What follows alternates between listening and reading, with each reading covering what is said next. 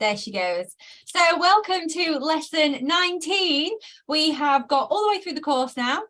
Go back and check out the videos if you haven't got all the way through the course with me. We've now got a few sessions of revision, little extra add-on little bits. So the first lesson that we did, unit 1, was on audience and purpose, and we kind of sped through that one a bit quickly, and there is a lot in audience and purpose. And people were asking a lot of questions. People had a lot of questions on that. So I'm going to go over audience and purpose again now, but you can go back and watch that video. It was very in-depth, going through pieces of writing. Remember, we did the one on the narwhals. Alex, mute yourself. So yeah, you can go back and watch that one if you feel like it. Or this one is going to have a lot more interaction. We're going to have a lot of interaction. So if you're watching it now, great, join in. If you're watching at home, you can just think about what answer you would give and then see what everyone else gives. So let's get going with our lesson. This is a revision session called Audience and Purpose. So we've covered audience and purpose already in lesson 1. It was your first unit in the Cloudport information, but we're going to have a revision recap session on it today to jog your memories, and because this is one of the most important parts of English language. Everything you ever read or write has an audience and purpose. If you can bear this in mind when you're reading or writing yourself, then your work will be a lot better. Everything you read had an author who carefully considered his or her audience and purpose and constructed their work based on this. So every word and device they used was chosen, which also means that all the other words and devices that they left out were deliberately neglected. This is another thing to bear in mind when reading work to better help you understand what the author was intending to do and how they went about this. So firstly, we can look at purpose. What purposes are there to write in? Think back to things that you've read. What were they trying to do to you, the reader? Or think back to times you've been asked to write something, either in this course or at work or at school. What was the purpose you were hoping to achieve when doing that? Give me all the purposes you can think of or remember now. You can put it in the chat, shout out, I don't mind. What can you remember? What kind of purposes do you remember?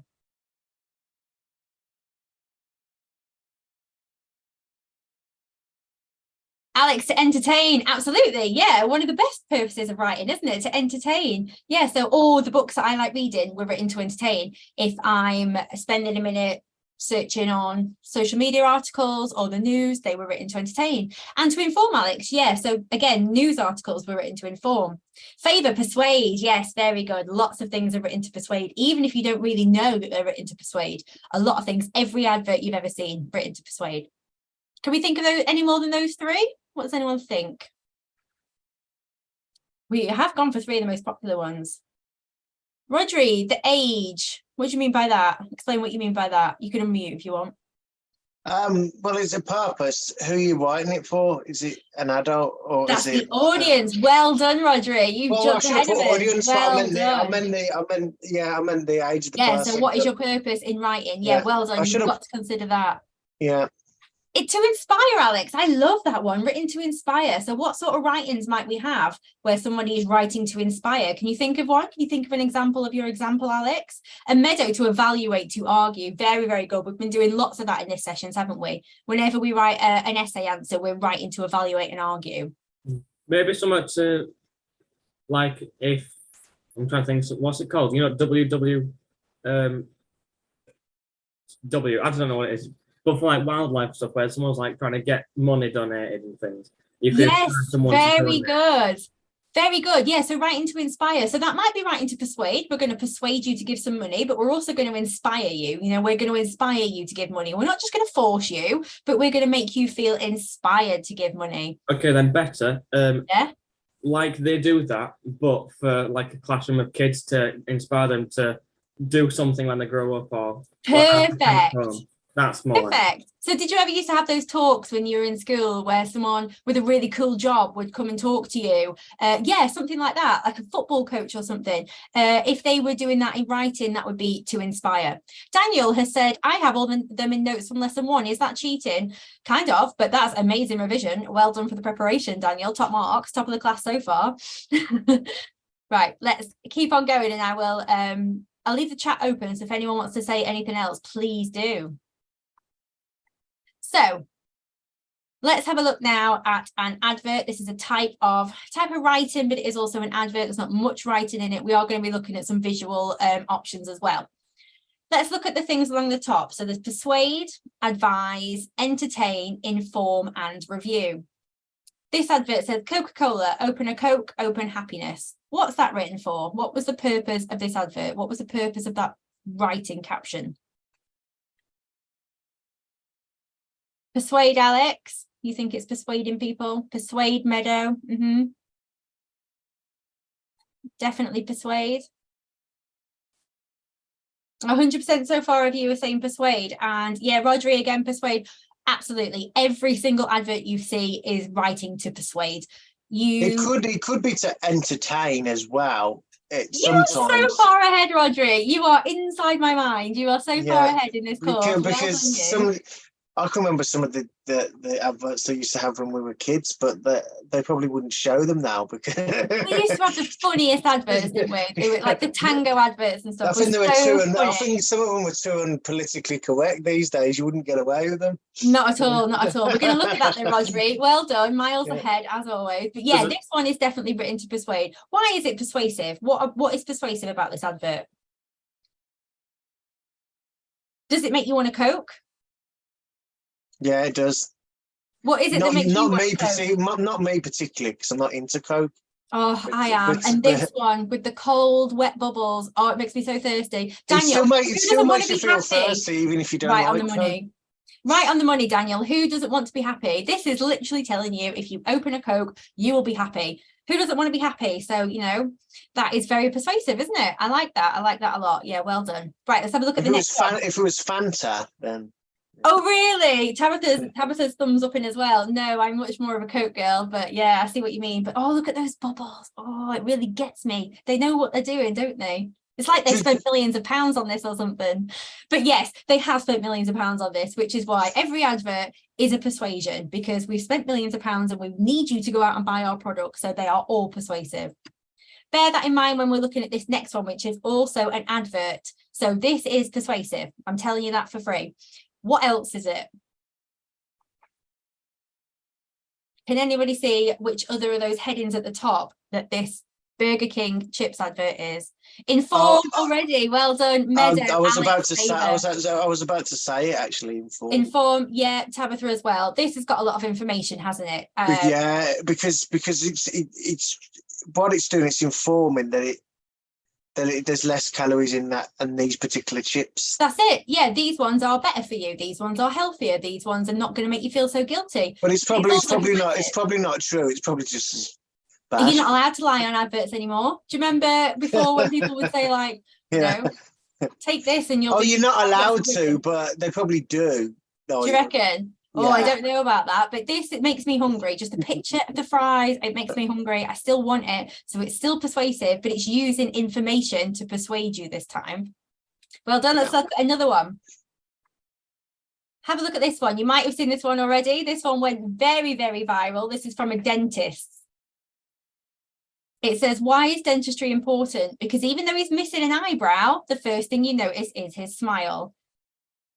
So this is advice, Tabitha. Good one. Yeah, good one. It's advice. It's definitely persuading. It's trying to persuade you to go to a dentist, specifically this dentist. Alex, well done. Written to entertain. Entertain, Daniel. Yeah. So this is going to stay in your mind. I went straight to Google this one because I remembered it because it was so funny. And inform. Does. Did anyone say inform? Because it is to inform as well. Well, yeah, it's informing you, it's advising you, but massively this one's gone for the entertainment, hasn't it? This one's gone for the funny factor, which is why it went viral. The gum advert from Inside Out. Yes, Alex. Yes, with the song. Is that the one with the song? Yeah. What is it? Someone like dance, go. I don't know. Someone like that. She keeps getting it stuck in her head, doesn't she? Yeah. Yeah. Because do you remember when we were younger and adverts always had a jingle? Absolutely always. And then you would get that stuck in your head, wouldn't you? Yeah. Does anyone else just sing 118 to themselves all the time? Yeah, well done. So that's how adverts, they get you. That's how they get you. They get you with the persuasion, they get you with the fun, or they get you with the information. The Cadbury's eyebrows ad, Daniel. Oh, that was horrible with the little girl that went like this in the school picture. Do you remember it? Why is one of his eyebrows missing, actually? Yeah, that's the point. Yeah, his eyebrow's missing. Because it's saying like you've only looked at his teeth, but he's got no eyebrow. Quite the opposite to the Cadbury's eyebrow advert. Right, let's keep going through these. We've got a lot. This is a CV. What is a CV written to do? And remember, it might be more than one now. We've seen that it might be more than one. So I'm going to give you that clue. What is a CV written to do? Review, Tabitha. Yeah, well done. Inform, favour, inform, Alex. Well done. Yes, it is. Yes, it's written to review yourself, really, isn't it? Advise. Yeah, that's good. 3 of you have said advise. So who are you advising? It could be to persuade as well. Roderick, persuade, definitely. Look at me. I am amazing. I'm going to persuade you to hire me. Tabitha, persuade. Very, very much. So yeah, this is writing to inform. Like, hello, Mr. Manager. It could possibly be entertain, but I wouldn't have thought entertain. No, some people do. I've seen a funny CV and it might go down well depending on what job you're applying for. If you're applying for a business CEO, probably wouldn't go down the entertainment route. But that's knowing your audience. Yeah, it wouldn't be to entertain as such. It could be slightly, depending on what the job is, I suppose. It's definitely to inform. I inform you that I exist and this is what I can do. Yeah, kind of advice, maybe like, I'm advising you what I can do, what I'm good at, what I've done before. 100% to persuade. You are trying to persuade them that you are the right person for them. You could do this job, eyes closed. So yeah, definitely that for a CV. What about this? What's this? Stay safe while car sharing. This is telling you about during COVID, how to keep yourself safe if you are sharing a car with other people. Meadow advice, favour advice. Yeah, advice. Yeah, this is written to advise. Definitely written to advise. Inform as well. So it is giving you information, but everyone knows that COVID exists and everyone knows that we've got to stay safe. And this is ways to stay safe. So definitely advise. What about this one? Which vacuum is best for families? This is an article. This is an article that was in an online newspaper magazine that's telling you about different vacuums and which one is best for your family. 2 of you have said review, Tabitha, persuade. Anything else? Any others for this? It's written online for an article. So what else might it be? For a newspaper or a newspaper or a magazine online. Yeah, lots of you have said inform. Definitely. This is information. This is a definite review. It's going to review different. But it's not telling you which is the best, though. Really, you would so have this to is from an decide article. yourself. I just took the picture from an article on this, but there was a whole big article that went with this. And it was saying which is the best. Did it say in the end? Well, it's which is best for you. Do you have pets? This one's best for you. Do you have hard floors? This one's best for you. So it's definitely a review. Whoever said persuade, yeah, it might be. You never know when you read these whether the advertiser has chucked them some money. Did Hoover chuck them some money and they're going to tell me to buy the Hoover? You don't know, do you? But you've all missed the one thing. So this is written for an online newspaper or a magazine. What are they trying to do? What's the other very important key piece if you're writing an online piece? Well done, Tabitha. First one there. Well done. To entertain. They want readers. I thought entertain, but I was thinking. Yeah, they want readers. Is it to entertain? Well, sort of is. It might not mean, it doesn't need to be funny. It doesn't need to be hilarious. It might not mean entertain like that. It means you've got to make it worth reading. You've got to make it interesting. You've got to entertain a reader and keep them reading. Otherwise, they're going to look at it and then go, that's boring, and flick off. So you've got to entertain them in that way. Right, let's have a look. What about this one? Health benefits of quitting smoking. What's this one?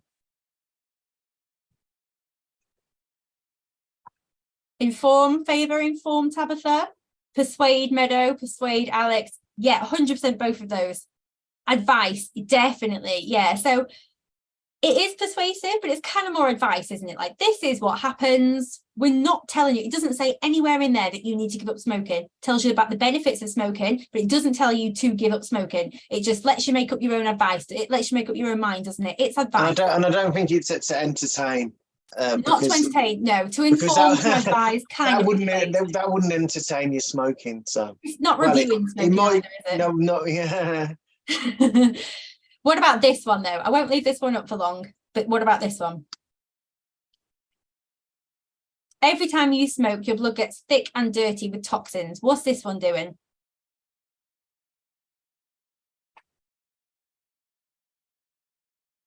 Inform, yes, it is. That's information. And persuade, favour. Well done. Absolutely. Alex didn't like that one. Yeah, that one's persuasive. There is no getting around this. We're not going to pussyfoot around giving you some advice and say, oh, make your own mind up. We're going to come straight in with the hard hitting. This is bad for you. Stop it. Okay, that's what this is saying, isn't it? If you've ever seen a packet of cigarettes these days, you will have seen these adverts. They're extremely hard hitting and they are saying, don't do this. That's essentially what they're saying. Yeah, I can remember when Extremely they started putting things on cigarettes. Have you seen them lately? They're very, very gruesome, very hard. At the front of them, and I'm like, you're like, oh, I don't want to see this. You don't want to see it. You don't want to see it. But if you do smoke, you've got to then think, haven't you? This is what I'm doing to myself, and it's very, very persuasive. But people still do it after. Yeah. Right. Let's move on. Let's have a look. So we have gone over there many types of purposes, and you've seen how a piece of writing can often have more than just one purpose. All adverts have the purpose to persuade or to argue, and many will use information or entertainment as well to further push this message and stay in people's minds. A letter like a CV can cover multiple purposes, and many other pieces of writing can do this too. For example, a letter to the council to inform you that your bins haven't been collected would also be written to complain. Advice can be given in a non-judgmental, unbiased way, or it can give you lots of facts in order for you to make the informed decision to take a healthier route. Also, as we've seen, it can come in the form of persuasion by leaving you very little choice but to agree with its message. So let's have a look at this one then. I'm going to put a poll up. It's going to be one of these 5 options. It's going to be, the purpose is going to be to advise, to inform, to argue, to entertain, or to persuade. And this description is an enjoyable material. It may include humour, often involved first or third person, and commonly has colloquial language. Let me share the poll with you. There you go. So which piece of writing do we think this one might be? What might the purpose be of this?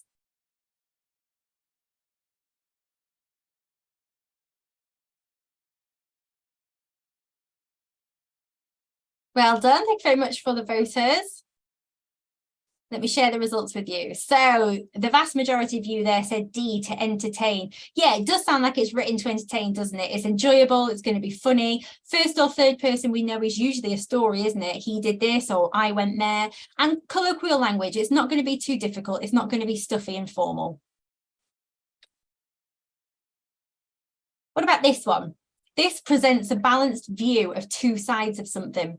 It tries to be unbiased and it may use rhetorical devices. So it's a balanced view here that's key, 2 sides of something. And remember in this, there's quite often, it could be 2 things, you know, it's never very clear cut. So there's not really a massive right or wrong. Oh, this one's really split. That's interesting. I thought this one would be.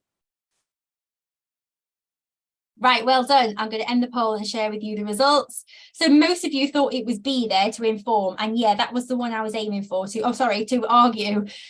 Because yeah, to argue means that you're presenting a balanced view of 2 different things, you know. So when you're arguing unbiasedly, you'll present 2 sides. You might end up agreeing with one, but you're going to present a balanced view of both. Rhetorical devices, you may ask things like, why would we consider this one in your argument, which are often used to persuade, but you might as well use them in an argument. Some of you said A, C, and E there as well. Yeah, inform, advise, persuade. This one is quite a broad one. Oh yeah, I said persuade, but then Did you? But I'm thinking it presents a balanced view. So that's the difference. Yeah, if you're writing to persuade, you're not doing what you're not doing one or the other. If you're persuading, then you want them to choose the choice that you want. Very good, Rodri, very good. And we went over this when we were talking about argumentative and discursive writing, weren't we? Yeah. So if you're going to persuade, you might give the other side to an argument, but then you would shut it down. You would say why that actually doesn't count. Whereas if you're going to argue, you would give a much more balanced idea. Well done. That one was a tricky one. Daniel, that's why I thought inform. You explore all options to get to the objective truth and inform the reader.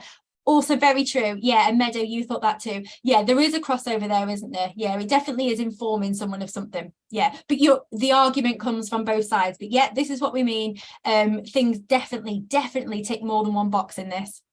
It's a tricky one, that one, I think. Some of these are. I've done it on purpose. Yeah. Let's have a look at this one.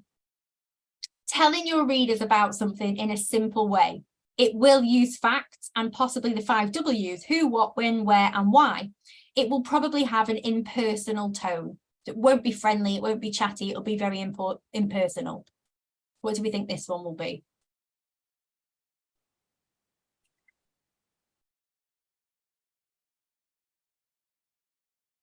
This one's tricky. There's not many of you have voted for this one. This one is hard. I think this one's hard.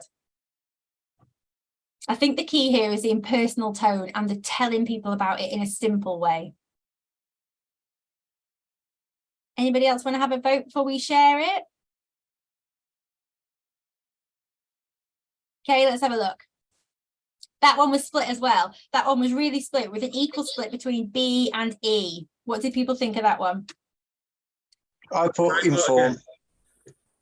So I put inform for that one because, yes, you're giving information. You're not telling people how to think about it. You're just giving them the information. Yeah. And remember, writing to inform can be things like bus timetables. It can be things like how to get to the doctors, you know, very, very straightforward information that you need. So, yeah, it can be too. Persuasive. So that's an interesting one because you wouldn't actually be very impersonal if you were trying to persuade. You'd be very personal. You know, I know you and me want to do this, you know. Speeches, which are very, very persuasive, they use the direct you and we're together, don't they? So yeah, the impersonal tone makes it a bit more standoffish from its audience. Let me close this poll down, sorry.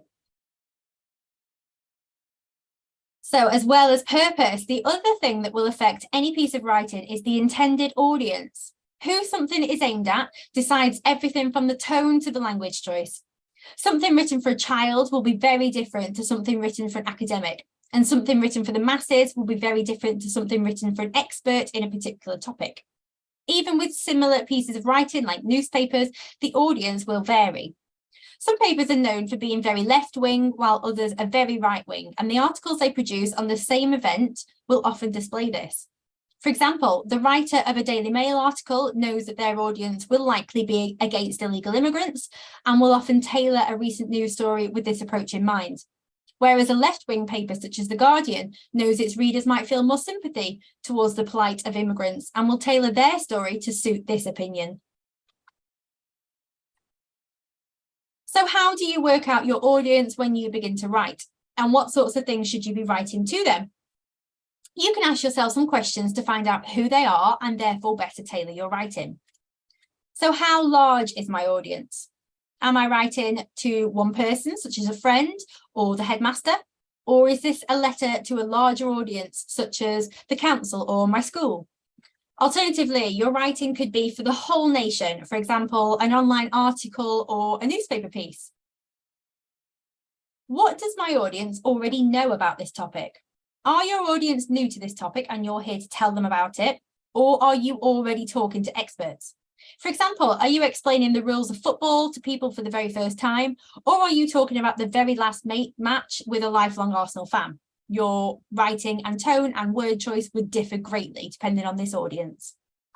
What format does my audience expect? If I'm telling the headmaster about an issue with school dinners, he'll expect it in a formal letter. If I'm giving a lot of information to someone who is new to this topic, bullet points might be helpful. So your format will also be decided by your audience somewhat. So let's have a look at this now. I'll read it out to you and then we're going to do another poll. Hopefully you'll join in. This piece says, one day while walking down a busy street, Leroy the penguin happened to see something he never expected to see here in the big city, another penguin. He had been quite used to seeing penguins when he was living in Antarctica, but now he lived in Chicago and he hadn't seen a penguin in months. Our poor Leroy. So, was this written with the purpose to entertain, to inform, or to argue? Have a go at this one. What was this piece of writing written with the purpose in mind? I started you off easy.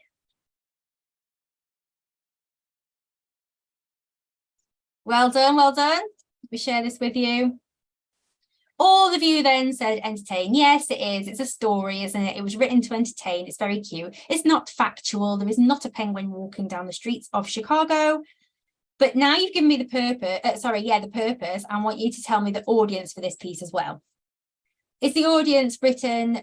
Was this piece written with the audience of experts, children, or a friend?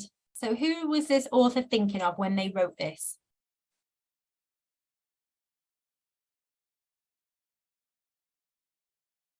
Well done, everyone. Let me share the poll with you. Every single one of you straight in there for children. Yes, it is. It's a very sweet little children's story, isn't it? That one was quite easy. Well done. I don't know. Expert, there might be an expert on there might be an expert in penguins, yes. No, and they would realise very quickly, not Chicago, no. Maybe they know Leroy. Maybe that's why they didn't have to introduce Leroy, because the expert knows Leroy. Yeah, the Chicago. I'm only joking anyway. I was joking. Well done, Rodri. Right, let's have a look at this one. I am writing to express my disgust in the service in my area. My bins weren't collected for 2 weeks in a row and rubbish is now all over the road. This is unacceptable and I expect this to be rectified immediately. Is this written to persuade, to advise, or to complain? Let me relaunch your poll. There you go. You see what you think. Oh, wow. You're all super speedy by the end of this. You've woken up. Well done. Let's share this on with you. All 5 in there at complain. Yes, we all know one of these letters, don't we? We all know a complaint letter. Rodri, you probably read a lot of complaint letters in customer service, don't you? Oh, yeah. And speak to the customers as well. Yeah. I bet you've heard this a lot. Well, right. Okay. So yes, that was its purpose. It was written to complain. But who is its audience? Is it to a friend, the nation, or an organization? Who do we think that was written to?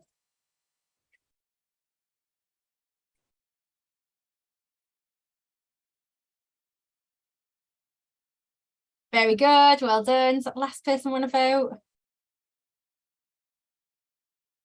Awesome job. Well done. Let me share the results. Every single one of you, yeah, to an organisation. What's that organisation likely to be in this situation?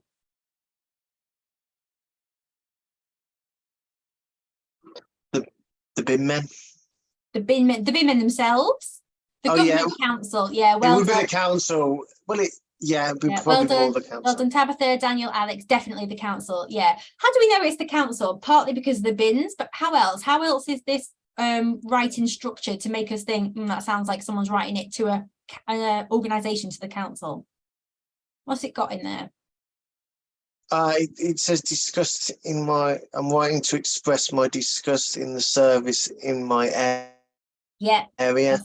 So so obviously if it's the council, you're probably writing to an MP within the council because of your area. That's it, yeah. So my area is the big clue, Rodri. Well done. And Alex and Tabitha have picked up on the other big clue, the formal writing. It's very formal, isn't it? A complaint almost always is very, very formal. Well done. Right, let's have a look at the next one. Yep. The rooms of the house are resplendent and room after room is unique in its own way. The sweeping staircase is just lovely and was our favourite bit.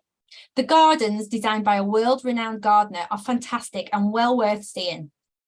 Is this a review, an argument, or was it written to inform? What do we think about this one? This one's the trickiest one. What do you think about this one? I thought this one would be the one that got split, and it is. I'll share the results with you. So most of you thought it was a review, and you're right. Yes, this was a review of Chatsworth, which is near where I'm from, and it is very beautiful. This is a review of Chatsworth, but you are right. Whoever said inform, it is definitely giving you information.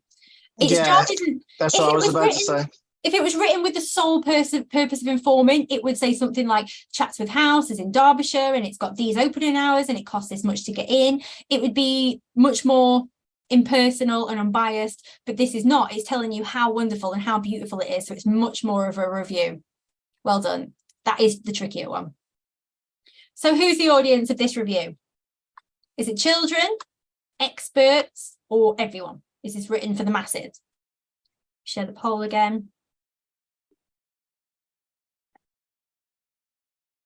Well done, everyone. Straight in there. Very, very quick. Yes, this one is written for everyone. You can imagine this review on a website or TripAdvisor or Facebook or something. So this is written for everybody. Experts would not be impressed with this. It's probably more to do with, it's probably more for adults in a way, because they're trying to sell a property, but properties have they have families, don't they? So they may show it to their children as well. Yes, yes. What would it need if it was a review specific for children? What would be the difference then, Rodri, if we were going to aim this at children? Because Chatsworth is brilliant for children, but what would an advert aimed at the children need? Well, it would an entertainment section, perhaps. Yeah. So this wording, we could talk again about the rooms and the sweeping staircase and the gardener. But what would does anyone have a view of what we would change in this? If we changed our audience from the parents to the children, what would we change about this review? If it was for children, it'd be a bit more like, it's got an exciting it's got an exciting staircase and weaving gardens to go for hide and seeking. Brilliant. Lots of fun. Oh, yeah, it'd be like that. Go find some trolls, children.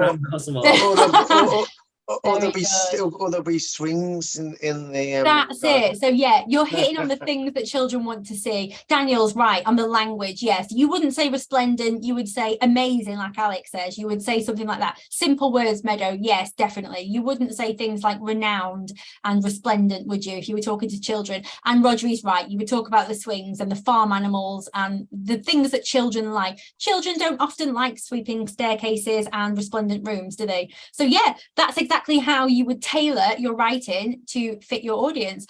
Be a princess for the day at Chatsworth. Alex, I don't think they offer that, and they are missing a trick. Do you want to take that one to them, pitch it to them? Princess for the day. I'll get it sorted, trust me. Yeah. Oh, okay. Sorry, I don't want to step on your toes if you're about to head on to Dragon's Den or anything. Well done. You've all really got the grasp of that one. Very proud. So what have we learned in this lesson? We've learned that every piece of writing has an audience and a purpose. And we've learned some of the different types of purposes. That a piece of writing may have just one purpose or multiple. How to determine who your audience may be.